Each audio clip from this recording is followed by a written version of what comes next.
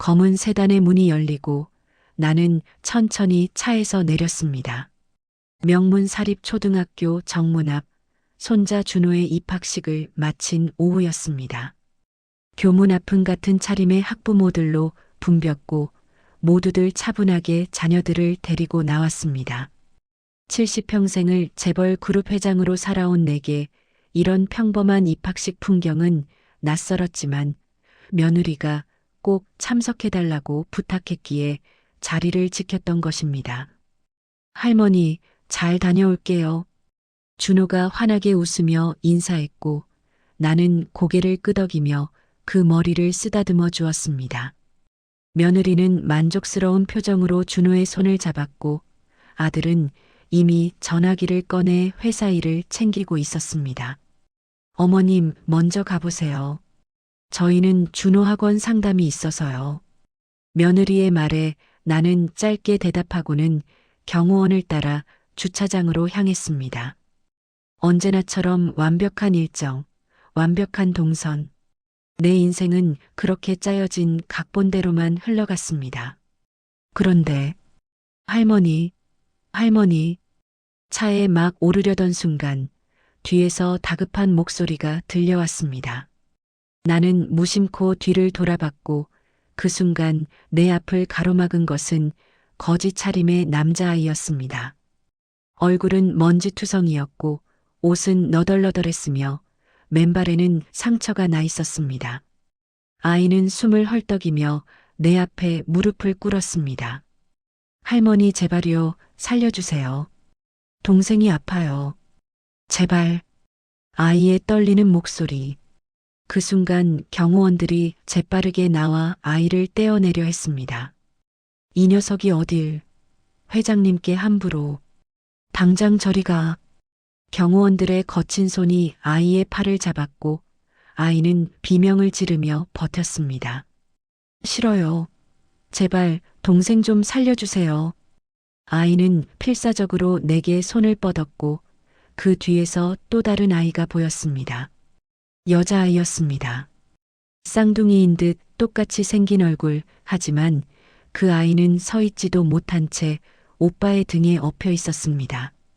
창백한 얼굴, 가쁜 숨소리, 그리고 축 늘어진 두 팔. 아프다는 게 저런 상태였구나. 나는 그저 무표정하게 아이들을 내려다봤습니다. 이런 일은 처음이 아니었습니다. 재벌 회장이라는 이름 앞에 수없이 많은 사람들이 구걸을 해왔으니까요. 또 돈을 뜯어내려는 거겠지. 하지만 지연아, 그 이름이 내 입에서 흘러나오는 순간 나는 깨달았습니다. 내가 본 것이 무엇인지. 여자아이의 목에 걸린 낡고 빛바랜 금목걸이. 햇빛에 반짝이며 내 눈을 파고든 그 목걸이는 30년 전 내가 딸에게 마지막으로 쥐어준 바로 그것이었습니다. 심장이 멎는 것 같았습니다. 회장님, 이런 애들 상대하실 필요 없습니다. 저희가 처리하겠습니다. 경호원의 목소리가 들렸지만 나는 그 목소리가 아득하게만 느껴졌습니다. 나는 천천히 여자아이에게 다가갔고 아이의 목을 감싼 그 목걸이를 똑바로 바라봤습니다. 이럴 수가. 뒷면에 새겨진 이니셜 J, Y. 내 딸의 이름이었습니다. 설마 그럴 리가 없어. 나는 중얼거렸습니다. 스스로를 비웃듯이. 하지만 내 손은 이미 떨리고 있었고 목소리는 갈라져 있었습니다. 30년 전, 엄마는 날 사랑한 적 없잖아. 딸은 그렇게 소리치며 집을 나갔습니다. 나는 자존심 때문에 딸을 붙잡지 않았고 그저 이 금목걸이만 쥐어주며 말했습니다. 내가 언젠가 후회할 때 이걸 보고 돌아와. 하지만 딸은 영영 돌아오지 않았습니다. 3년 뒤 교통사고로 사망했다는 소식만 전해졌을 뿐. 그런데 이 목걸이가 왜 저 아이의 목에 있는 거지? 나는 아이의 얼굴을 다시 봤습니다. 창백하고 가느다랗게 떨리는 숨소리, 축 늘어진 몸. 이 아이는 지금 죽어가고 있었습니다. 그리고 그 옆에서 울부짖는 오빠. 할머니, 제발요 동생만 살려주세요. 제가 뭐든 할게요. 구걸도 할게요.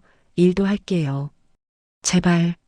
아이의 눈에는 절망과 희망이 동시에 담겨 있었습니다. 그 눈빛. 나는 그 눈빛을 알고 있었습니다. 30년 전 집을 나가던 딸이 마지막으로 나를 바라보던 그 눈빛이었습니다. 정말이지, 이건 우연일까? 나는 다시 한번 스스로에게 물었지만 대답은 나오지 않았습니다. 다만 한 가지는 확실했습니다. 이 아이들을 그냥 보낼 수 없다는 것. 경호원. 내가 차갑게 말했습니다. 이 아이들을 당장 병원으로 데려가. 예, 회장님 하지만 내 말이 안 들려? 나는 돌아서서 차에 올랐습니다. 뒷좌석에는 아들과 며느리가 이미 타고 있었고 두 사람은 나를 보며 놀란 표정을 지었습니다. 어머니, 도대체 무슨 일이세요? 아들이 물었지만 나는 대답하지 않았습니다. 창밖으로 경호원들이 쌍둥이를 다른 차에 태우는 모습이 보였습니다. 며느리는 노골적으로 불쾌한 표정을 지었습니다. 어머님, 저런 애들을 왜 데려가시는 거예요? 병원비도 만만치 않을 텐데. 조용히 해. 나는 짧게 말하고는 다시 창밖을 바라봤습니다. 저 아이들의 목에 걸린 목걸이. 그것이 진짜라면, 만약 정말로 저 아이들이 지연해. 아니야. 그럴 리 없어. 나는 고개를 저었습니다. 하지만 손은 여전히 떨리고 있었고 가슴 속에서는 무언가가 크게 요동치고 있었습니다. 차는 조용히 출발했고 나는 그저 먼 곳을 응시했습니다. 정말이지 왜 이제야 나타난 걸까요? 30년 만에 병원으로 가는 차 안은 침묵으로 가득했습니다. 아들은 계속 휴대폰을 들여다보며 회사 일을 처리했고 며느리는 창밖을 보며 불만스러운 표정을 감추지 않았습니다.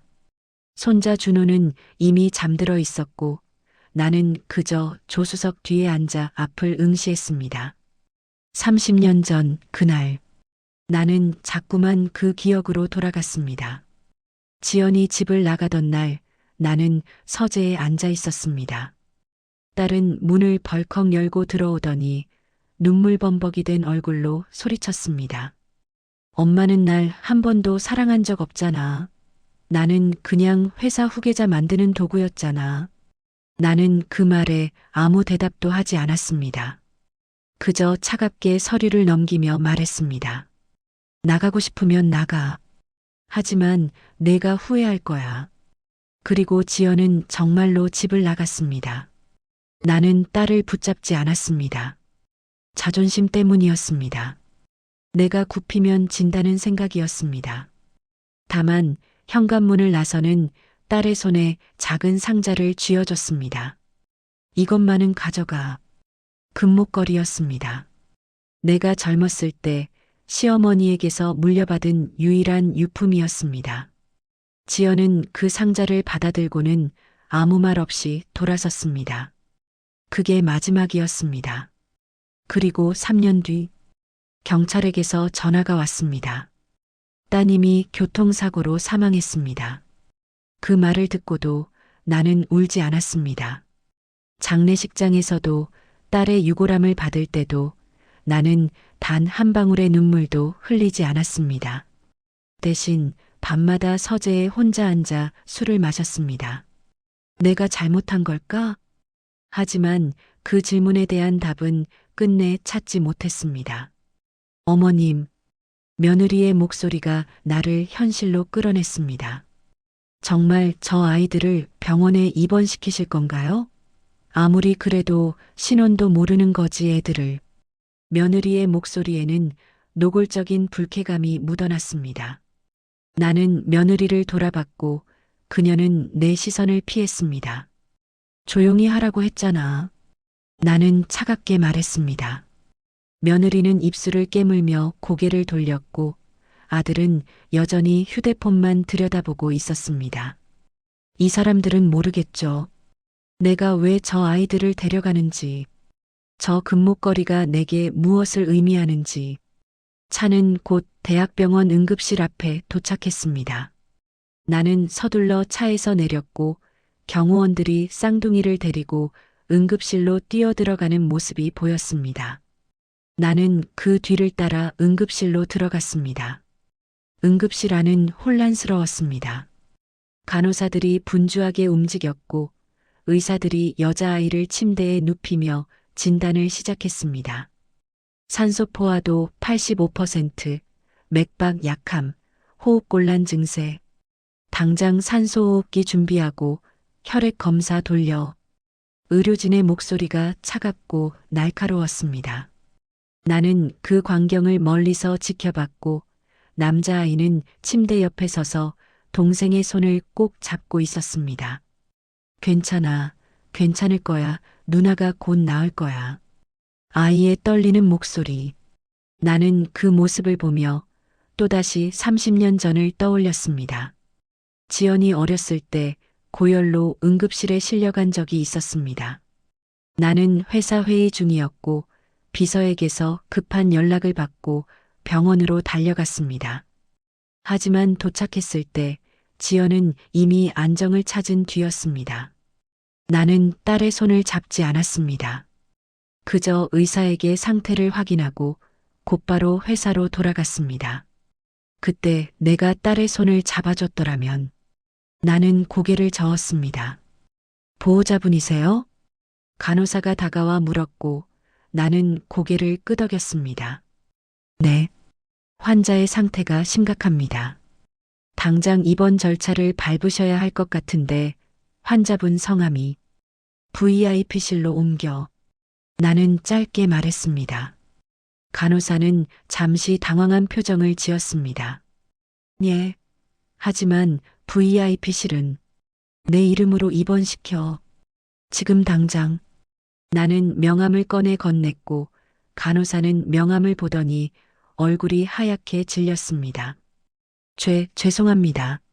바로 준비하겠습니다.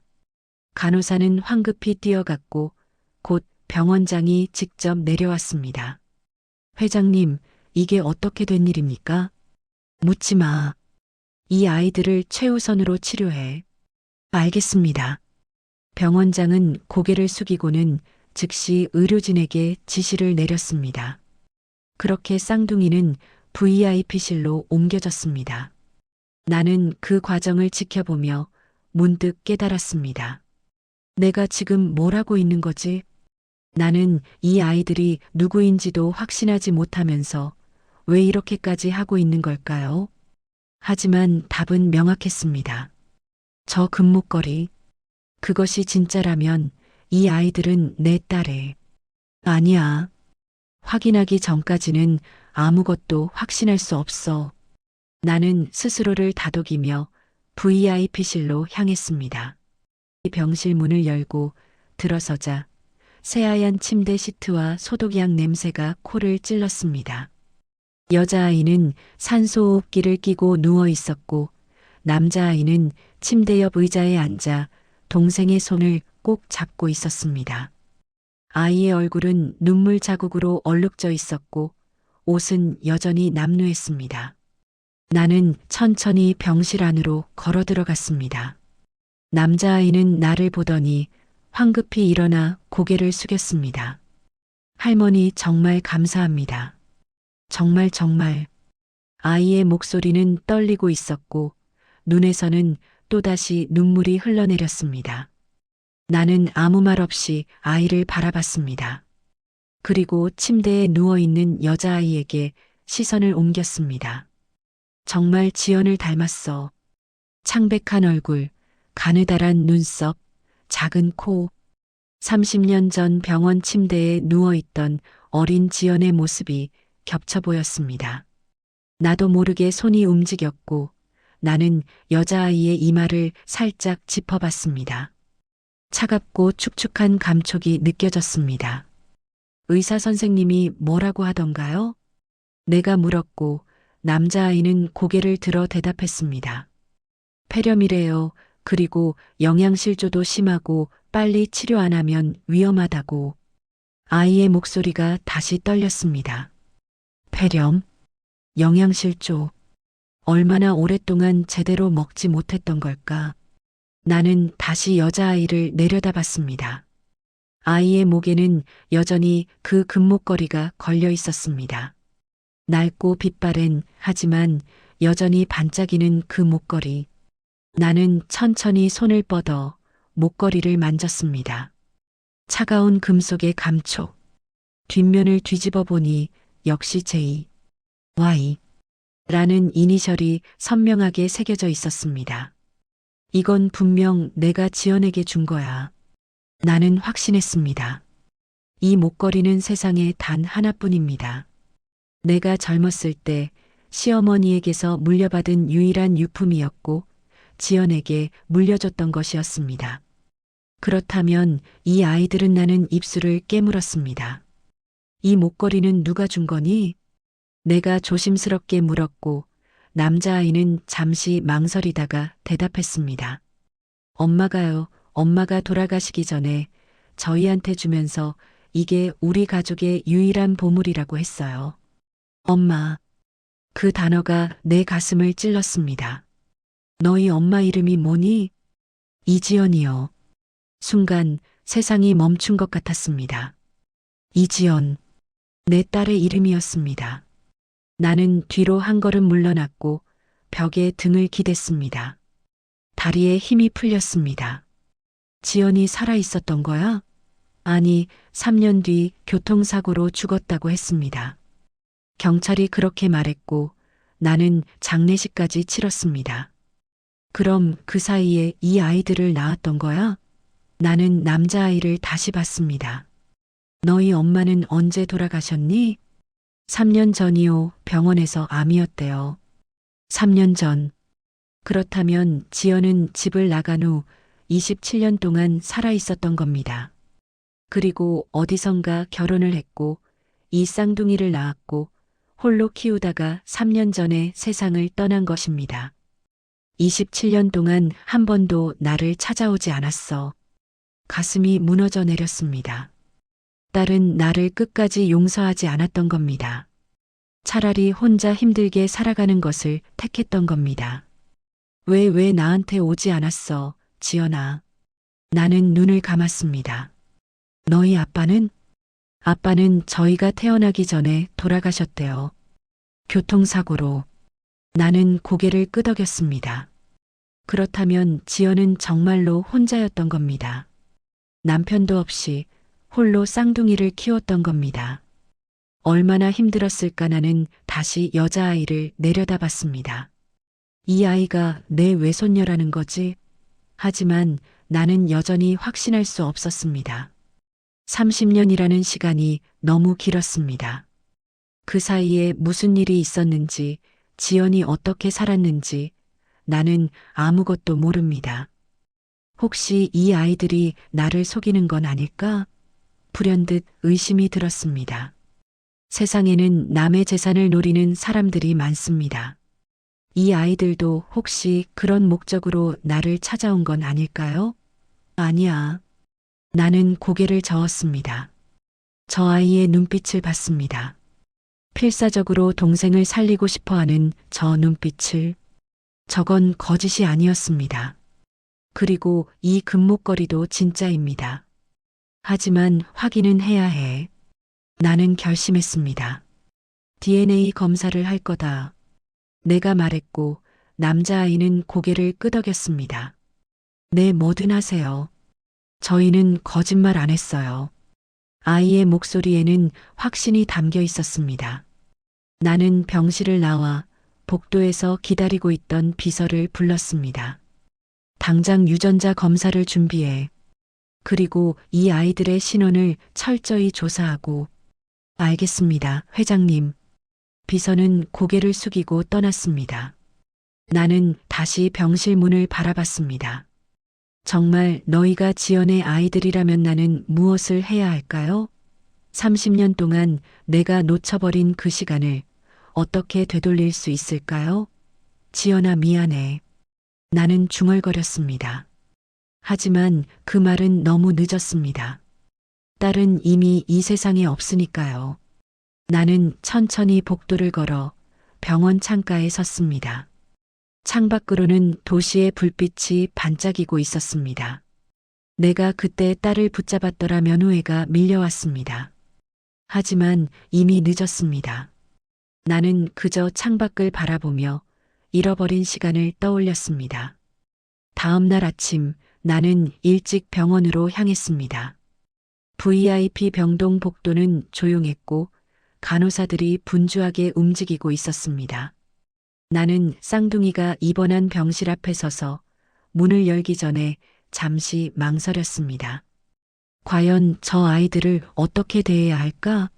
나는 여전히 혼란스러웠습니다. DNA 검사 결과가 나오기 전까지는 확신할 수 없지만 그렇다고 해서 아이들을 냉대할 수도 없었습니다. 문을 열고 들어서자 남자아이가 침대 옆 의자에서 졸고 있는 모습이 보였습니다. 밤새 동생 곁을 지킨 모양이었습니다. 나는 조용히 방 안으로 들어갔고 여자아이를 내려다봤습니다. 아이는 여전히 산소호흡기를 끼고 있었지만 어제보다는 얼굴에 약간 혈색이 돌아온 것 같았습니다. 다행이야 나는 안도의 한숨을 내쉬었습니다. 그때 병실 문이 열리며 간호사 2명이 들어왔습니다. 아, 회장님 오셨네요. 한 간호사가 공손하게 인사했고 나는 고개를 끄덕였습니다. 간호사들은 여자아이의 상태를 확인하기 시작했습니다. 체온을 재고 링거를 확인하고 차트에 기록했습니다. 그런데 그 과정에서 나는 이상한 대화를 듣게 되었습니다. 근데 진짜 이런 애들을 VIP실에 왜 넣은 거야? 한 간호사가 작은 목소리로 속삭였습니다. 그러게 말이야. 거지 주제에 VIP실이라니. 냄새도 지독하고 회장님이 무슨 생각으로 이러시는 건지 모르겠어. 혹시 사고라도 나면 우리가 책임져야 하는데. 쉿, 회장님 계시잖아. 간호사 한 명이 황급히 다른 간호사를 말렸고 두 사람은 어색하게 웃으며 업무를 계속했습니다. 하지만 나는 그 대화를 다 들었습니다. 거지 주제에. 그 말이 내 가슴을 찔렀습니다. 나는 간호사들을 돌아봤고 두 사람은 내 시선을 느끼고는 얼굴이 하얗게 질렸습니다. 지금 뭐라고 했지? 내가 차갑게 물었습니다. 죄송합니다. 그게 아니라 당장 나가. 예. 내 말 안 들려? 당장 이 병실에서 나가라고. 나는 단호하게 말했습니다. 간호사 2명은 황급히 고개를 숙이고 병실을 나갔습니다. 나는 다시 여자아이를 내려다봤습니다. 거지 주제에라 그 말이 자꾸 귓가에 맴돌았습니다. 30년 전 지연이 집을 나간 후 어떤 삶을 살았을지 상상이 되었습니다. 아마도 저런 멸시와 차별 속에서 살아왔겠죠. 혼자서 쌍둥이를 키우며 가난하게. 그리고 나는 그 시간 동안 뭘 했지? 나는 회사를 키웠습니다. 재산을 불렸습니다. 사회적 지위를 지켰습니다. 하지만 딸은 잃었습니다. 그때 남자아이가 눈을 떴습니다. 아이는 나를 보더니 황급히 일어나 허리를 숙였습니다. 할머니 언제 오셨어요? 조금 전에. 너 밤새 여기 있었니? 내 누나가 혼자 있으면 무서워할까 봐요. 아이의 목소리는 피곤해 보였지만 눈빛만은 또렷했습니다. 나는 아이를 보며 물었습니다. 배고프지 않니? 아니요, 괜찮아요. 거짓말 마. 언제 마지막으로 밥을 먹었니? 아이는 잠시 망설이다가 작은 목소리로 대답했습니다. 이틀 전에 편의점에서 삼각김밥 하나. 이틀 전. 나는 입술을 깨물었습니다. 지금 당장 식당 가서 밥 먹어라. 아니요, 괜찮아요. 누나 곁에 있어야 해요. 내가 쓰러지면 누나는 누가 돌봐주니? 지금 당장 가. 나는 단호하게 말했고 아이는 망설이다가 결국 고개를 끄덕였습니다. 그럼 금방 다녀올게요. 아이는 병실을 나갔고 나는 혼자 남았습니다. 병실은 조용했습니다. 오직 산소호흡기의 규칙적인 소리만이 방 안을 채웠습니다. 나는 침대 옆에 앉았습니다. 그리고 처음으로 여자아이의 손을 잡았습니다. 작고 차가운 손이었습니다. 손톱은 깨져 있었고 손바닥에는 굳은 살이 박혀 있었습니다. 이렇게 어린아이가 얼마나 힘든 일을 했던 걸까? 눈물이 났습니다. 나는 30년 만에 처음으로 눈물을 흘렸습니다. 미안해, 정말 미안해. 나는 중얼거렸습니다. 아이의 손을 꼭 잡고 나는 그저 울었습니다. 70평생을 강하게 살아온 재벌 회장이 아니라 그저 한 명의 할머니로서 그렇게 시간이 흘렀습니다. 얼마나 지났을까요? 병실 문이 열리고 병원장이 들어왔습니다. 회장님, 유전자 검사 준비가 완료되었습니다. 나는 눈물을 닦고 고개를 끄덕였습니다. 진행해. 알겠습니다.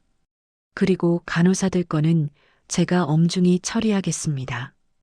그럴 필요 없어. 다만 앞으로 이 아이들을 함부로 대하는 사람이 있다면 그 사람은 이 병원에서 일할 수 없을 거야. 나는 차갑게 말했습니다. 병원장은 고개를 깊이 숙였습니다. 명심하겠습니다.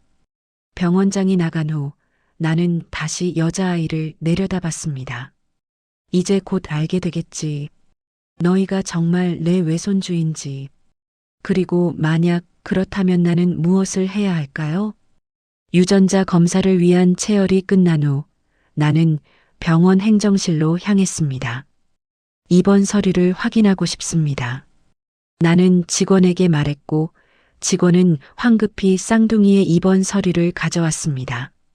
나는 서류를 받아들고 천천히 읽어 내려갔습니다. 환자명 이서윤 생년월일 1995년 10월 17일 보호자 이서준 오빠 어머니 이지연 그 생년월일 난을 멍하니 바라봤습니다. 1995년 10월 17일 그날이었어. 나는 정확히 기억하고 있었습니다. 1995년 10월 17일 그날은 지연이 집을 나간 지 정확히 9개월 후였습니다. 나는 서류를 내려놓고 의자에 주저앉았습니다. 그러니까 지연은 집을 나간 직후에 임신을 했던 거야. 그리고 혼자서 쌍둥이를 낳았던 겁니다. 나는 손으로 얼굴을 감쌌습니다. 왜 나한테 연락하지 않았어? 임신을 했다면, 힘들었다면 왜 나에게 오지 않았을까요? 자존심 때문이었을까요? 아니면 정말로 나를 미워했기 때문이었을까요? 나는 서류를 다시 들여다봤습니다. 그리고 어머니의 사망 날짜를 확인했습니다. 2022년 3월 15일, 3년 전이었습니다. 지연은 3년 전까지 살아있었어. 그동안 나는 뭘 했을까요? 회사를 운영하고 손자를 돌보고 평범한 일상을 살았습니다.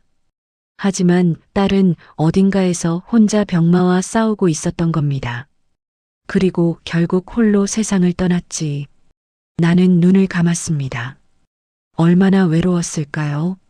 얼마나 무서웠을까요? 죽음 앞에서 남겨질 두 아이를 생각하며 얼마나 가슴 아팠을까요? 나는 다시 서류를 읽었습니다. 특이사항 환자는 보호자 오빠와 함께 노숙 생활 중 최근 3개월간 제대로 된 식사를 하지 못함. 심각한 영양실조 및 폐렴으로 응급 입원. 노숙 생활이라고? 나는 서류를 꽉 쥐었습니다. 종이가 구겨졌습니다. 이 아이들이 거리에서 살았다는 거야? 나는 다시 VIP 병실로 돌아갔습니다. 남자아이 서준이는 식사를 마치고 돌아와 있었습니다. 아이는 여전히 동생 곁에 앉아 있었습니다. 나는 아이 옆에 서서 물었습니다. 너희 엄마가 돌아가신 후에 어디서 살았니? 서준이는 잠시 망설이다가 작은 목소리로 대답했습니다. 처음엔 엄마 친구분 집에 있었어요. 그런데 그분도 형편이 어려워서 한 달 만에 나와야 했어요. 그 다음엔 친척 집을 돌아다녔어요. 고모네, 외삼촌네 그런데 다들 저희를 부담스러워 했어요. 남의 자식 둘이나 키울 형편이 안 된다고 아이의 목소리가 떨렸습니다. 그래서 결국 거리로 나왔어요. 처음엔 무서웠는데 익숙해지더라고요. 누나하고 둘이서 서로 지키면서 살았어요. 나는 아이의 손을 잡았습니다. 얼마나 오래 거리에서 살았니? 1년쯤요. 낮에는 일용직이라고 밤에는 찜질방이나 지하철역에서 잤어요. 그런데 누나가 아프기 시작했어요. 기침을 하고 숨쉬기 힘들어하고 병원에 데려가고 싶었는데 돈이 없어서 아이는 울먹이기 시작했습니다. 그래서 병원 앞에서 구걸을 했어요. 사람들한테 빌었어요. 제발 좀 도와달라고. 그런데 아무도 안 도와줬어요. 다들 저희를 피해갔어요. 심지어 경찰이 와서 쫓아내기도 했고 나는 아이를 꼭 안았습니다. 그때 할머니를 봤어요. 학교 앞에서 할머니는 다른 사람들과 달라 보였어요. 마치 엄마 같았어요. 그래서 용기 내서 달려간 거예요.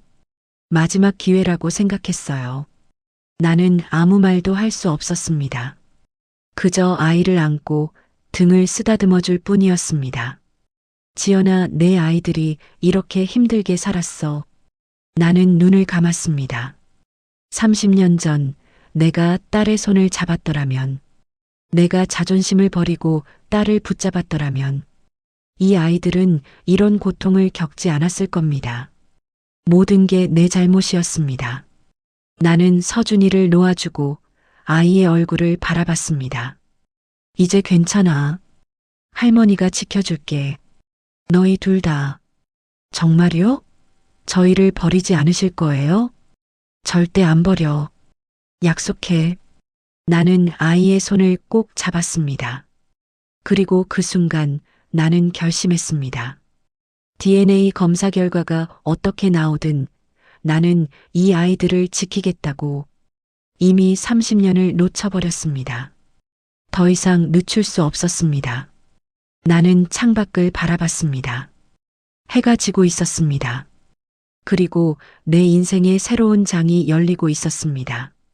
너무 늦게.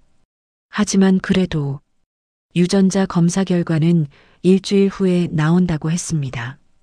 그 일주일 동안 나는 매일 병원을 찾았습니다. 아침 일찍 일어나 회사에 잠깐 들렀다가 오전 내내 병원에 있었고 오후에는 다시 회사로 돌아가 일을 처리한 뒤인 저녁에 다시 병원으로 왔습니다. 아들과 며느리는 내 행동을 이해하지 못했습니다. 어머니, 도대체 왜 이러세요?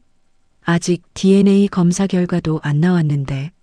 아들이 불만스럽게 말했고 나는 그저 고개를 돌렸습니다. 며느리는 더 노골적이었습니다. 저 애들이 정말 외손주라는 보장이 어디 있어요? 목걸이 하나로 확신하시면 어떡해요? 나는 며느리를 똑바로 바라봤습니다. 만약 저 아이들이 내 외손주가 아니라면 내가 책임지면 돼. 하지만 만약 맞는데도 내가 외면했다면 그건 평생 후회할 일이야. 며느리는 더 이상 아무 말도 하지 못했습니다. 나는 병실로 돌아갔습니다. 서윤이의 상태는 조금씩 나아지고 있었습니다. 산소호흡기를 뗐고 스스로 숨을 쉴 수 있게 되었습니다. 얼굴에도 혈색이 돌아왔습니다. 서준이는 여전히 동생 곁을 지켰습니다. 할머니, 오셨어요? 응. 서윤이는 좀 어때? 많이 좋아졌어요. 오늘 아침에 처음으로 눈도 떴어요. 서준이의 얼굴에 환한 웃음이 번졌습니다. 나는 침대로 다가가 서윤이를 내려다봤습니다. 아이는 여전히 잠들어 있었지만 숨소리가 훨씬 안정적이었습니다. 나는 아이의 손을 잡았습니다. 작고 따뜻한 손이었습니다. 살아있구나. 나는 안도의 한숨을 내쉬었습니다. 그리고 그 순간 서윤이가 천천히 눈을 떴습니다. 맑고 투명한 눈동자가 나를 바라봤습니다. 할머니, 아이의 작은 목소리. 나는 멈칫했습니다. 응, 할머니야. 나도 모르게 그렇게 대답했습니다. 서윤이는 나를 빤히 바라보더니 작게 미소 지었습니다. 엄마가 말했어요. 할머니가 있다고 언젠가 만날 수 있을 거라고. 나는 숨이 멎었습니다. 엄마가 뭐라고 했니? 엄마가 할머니는 무섭지 않은 분이라고 했어요. 그냥 마음 표현이 서툰 거라고, 사실은 누구보다 따뜻한 분이라고. 눈물이 쏟아졌습니다. 나는 더 이상 참을 수 없었습니다. 지연아, 미안해. 정말 미안해. 나는 서윤이의 손을 꼭 잡고 울었습니다. 30년 동안 참았던 눈물이 한꺼번에 터져 나왔습니다. 할머니 괜찮아요. 엄마가 할머니를 미워하지 않았어요. 오히려 보고 싶어 했어요. 돌아가시기 전에 할머니 얘기를 많이 했어요. 서윤이의 말에 나는 더욱 울었습니다. 서준이도 눈물을 흘렸습니다. 그렇게 우리 셋은 한동안 말없이 울었습니다. 밤이 깊어갔습니다. 서준이와 서윤이는 잠들었고 나는 혼자 병실에 남았습니다. 창밖으로 도시의 불빛이 반짝였습니다. 나는 조용히 서윤이의 손을 잡았습니다. 미안해, 왜 이제야 찾았을까? 왜 이렇게 늦었을까? 나는 중얼거렸습니다. 30년이라는 시간. 나는 그 시간 동안 무엇을 했을까요? 회사를 키웠습니다. 돈을 벌었습니다. 명예를 지켰습니다. 하지만 가장 소중한 것을 잃었습니다. 딸을, 그리고 이 아이들을. 이제라도 내가 지켜줄게. 약속해. 나는 서윤이의 이마에 입맞춤을 했습니다. 그리고 조용히 병실을 나왔습니다. 복도는 고요했습니다. 나는 창가에 서서 먼 하늘을 바라봤습니다. 지연아, 내가 용서해 줄까? 나는 하늘에 대고 물었습니다. 하지만 대답은 없었습니다. 다만 차가운 밤바람만이 창문을 스쳐 지나갔습니다. 나는 눈을 감았습니다. 그리고 기도했습니다. 이 아이들이 정말 내 외손주이기를, 그리고 내가 남은 생을 이 아이들과 함께할 수 있기를. 비록 너무 늦었지만, 그래도. 일주일 후 병원장이 직접 VIP 병실로 찾아왔습니다. 손에는 봉인된 서류 봉투가 들려 있었습니다. 유전자 검사 결과였습니다. 나는 그 봉투를 바라보며 숨을 깊게 들이마셨습니다. 심장이 미친 듯이 뛰었습니다. 70평생을 살아오며 수많은 중요한 결정을 내렸지만 이 순간만큼 떨렸던 적은 없었습니다. 회장님, 결과가 나왔습니다. 병원장이 조심스럽게 말했습니다. 나는 고개를 끄덕이고 봉투를 받아들었습니다. 손이 떨렸습니다. 봉투를 뜯는 것조차 힘들었습니다. 서준이와 서윤이는 침대에 나란히 앉아 나를 바라봤습니다. 두 아이의 눈빛에는 불안과 기대가 동시에 담겨 있었습니다. 나는 천천히 봉투를 열었습니다. 그리고 서류를 꺼내 읽기 시작했습니다. 유전자 결과 99.9% 확률로 생물학적 외조모, 외손자녀 관계 확인나는 그 문장을 읽고 또 읽었습니다. 서류가 손에서 떨어졌습니다. 나는 주저앉았습니다. 다리에 힘이 풀렸습니다. 정말이었어. 정말 내 외손주들이었어. 30년 동안 잃어버렸던 핏줄이 내 앞에 있었습니다. 지연의 아이들이, 내 딸이 홀로 낳아 키웠던 쌍둥이가 지금 내 앞에 살아 숨쉬고 있었습니다.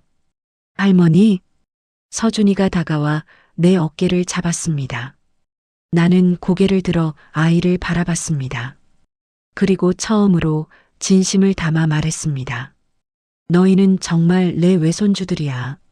내 딸 지연이의 아이들이야. 서준이의 눈에서 눈물이 흘러내렸습니다. 정말요? 저희가 정말 할머니? 응, 정말이야. DNA 검사 결과가 나왔어. 99.9% 확률로 확실해.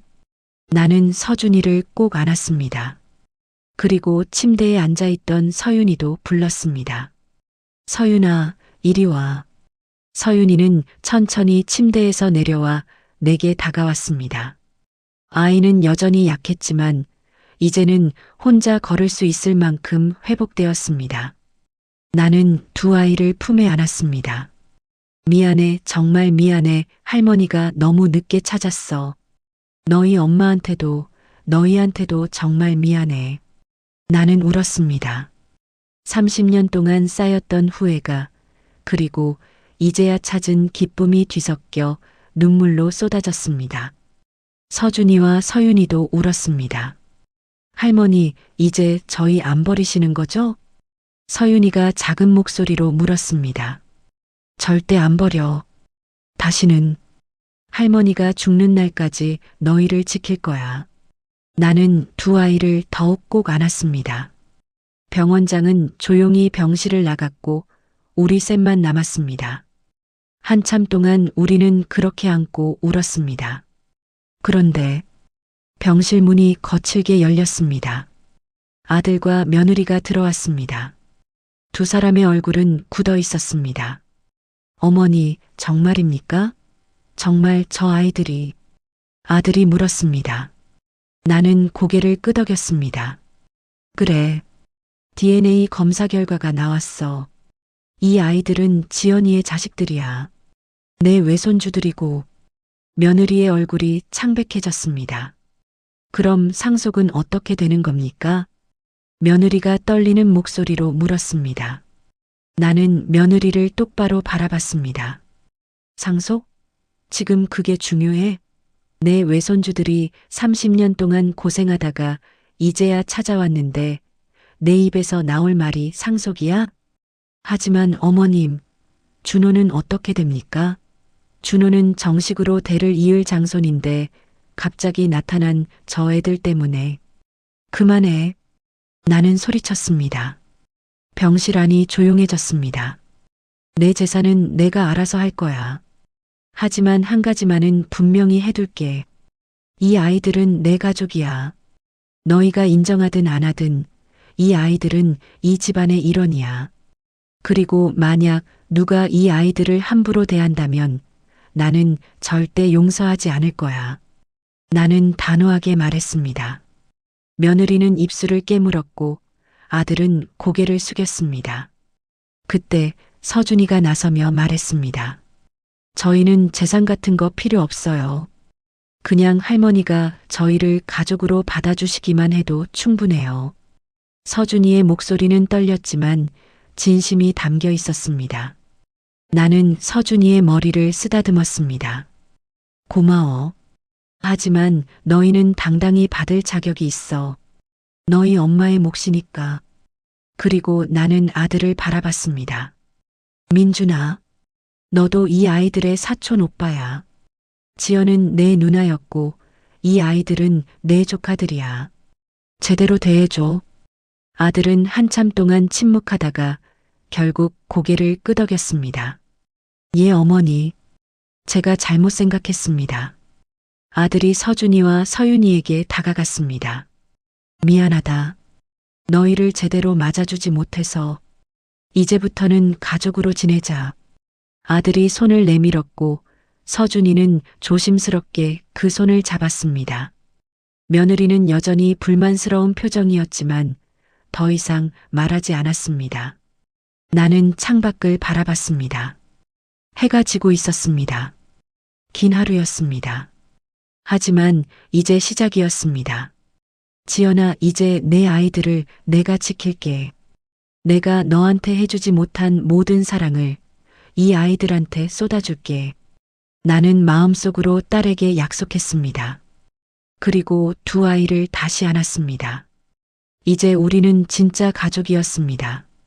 30년 만에 다시 만난 가족이었습니다.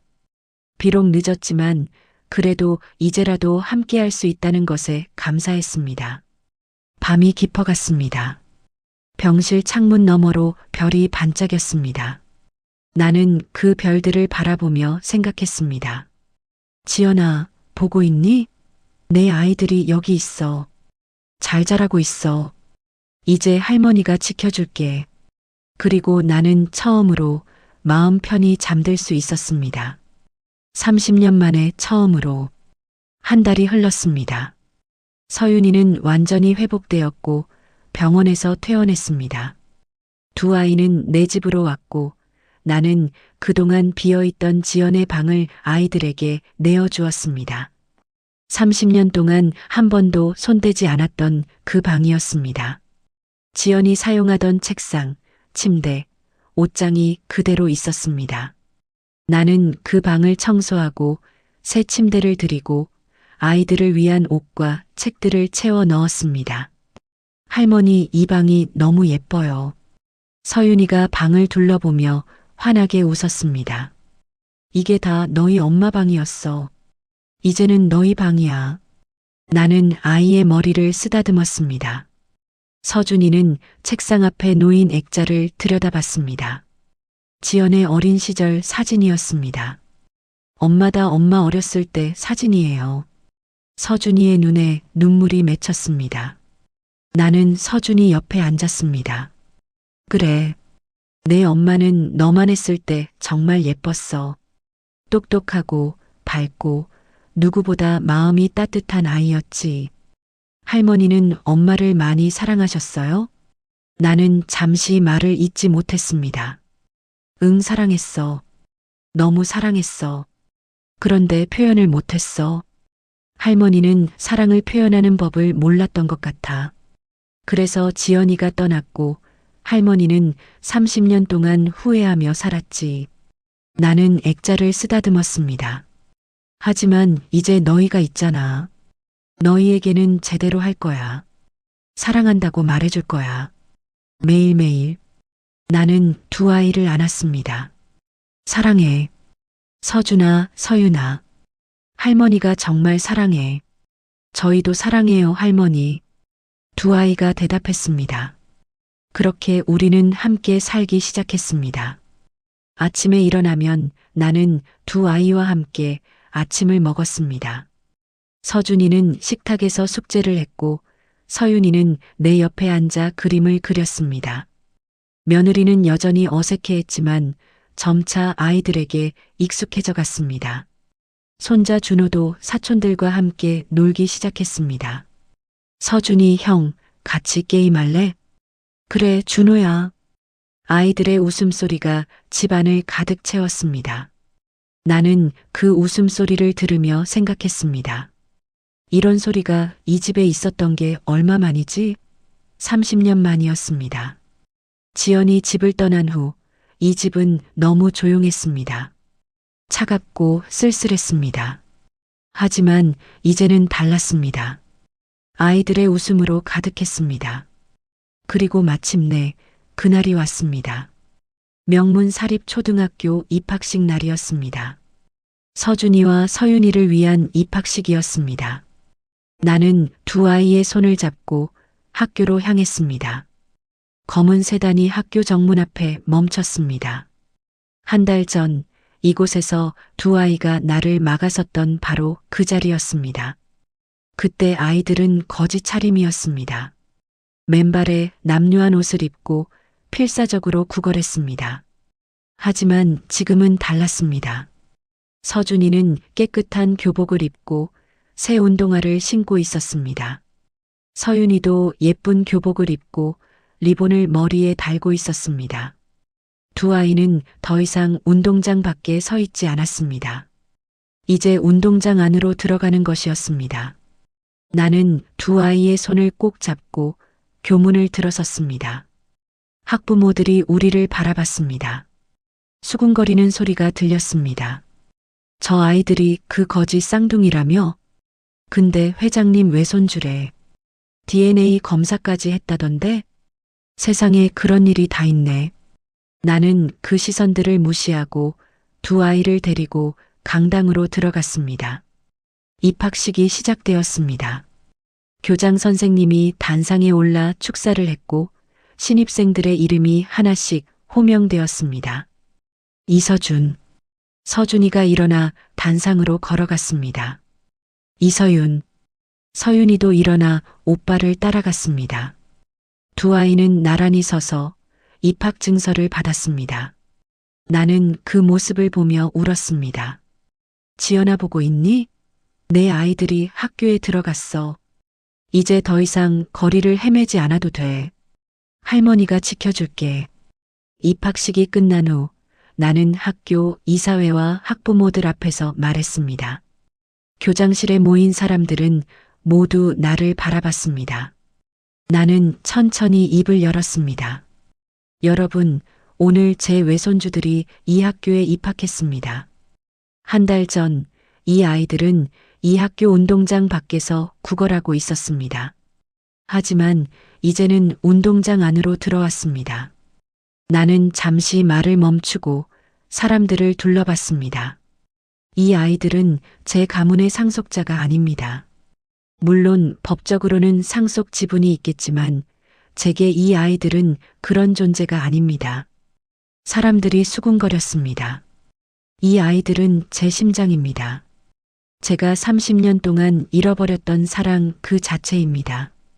그리고 제가 남은 생을 바쳐 지켜야 할 소중한 가족입니다. 나는 단호하게 말했습니다. 만약 누가 이 아이들을 차별하거나 함부로 대한다면 저는 그것을 절대 용서하지 않을 것입니다.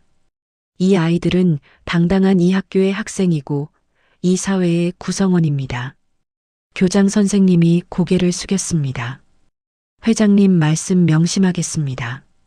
저희 학교는 어떤 학생도 차별하지 않습니다. 나는 고개를 끄덕이고 자리에서 일어났습니다. 학교를 나서며 나는 운동장을 바라봤습니다. 아이들이 뛰어놀고 있었습니다. 서준이와 서윤이도 그 속에 섞여 있었습니다. 할머니, 저기 봐요. 친구 생겼어요. 서윤이가 환하게 웃으며 손을 흔들었습니다. 나는 웃으며 손을 흔들어 주었습니다. 정말 다행이야. 나는 생각했습니다. 이 아이들이 이제 평범한 아이들처럼 살 수 있게 되었다는 것이, 더 이상 거리를 헤매지 않아도 된다는 것이, 하지만 동시에 마음 한편에는 아쉬움도 있었습니다. 너무 늦었어. 30년이라는 시간. 그 시간 동안 지연이 겪었을 고통들, 그리고 이 아이들이 겪었을 외로움과 두려움. 내가 진작 딸을 찾았더라면, 자존심을 버리고 딸을 붙잡았더라면 후회가 밀려왔습니다. 하지만 나는 고개를 저었습니다. 아니야. 이제라도 늦지 않았어. 이 아이들과 함께 새로 시작하는 거야.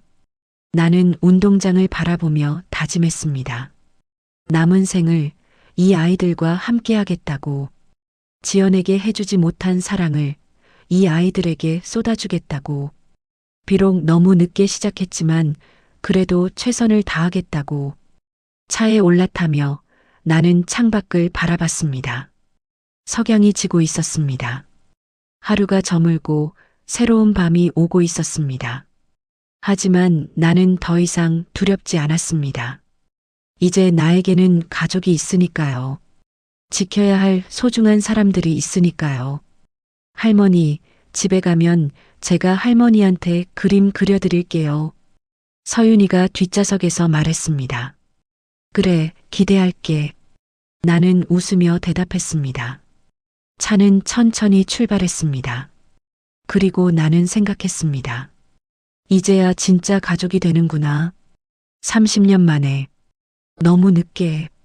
하지만 그래도 우리는 이제 함께였습니다. 그리고 그것만으로도 충분했습니다. 해가 완전히 저물었습니다. 하지만 우리 앞에는 새로운 아침이 기다리고 있었습니다. 함께 맞이할 아침이.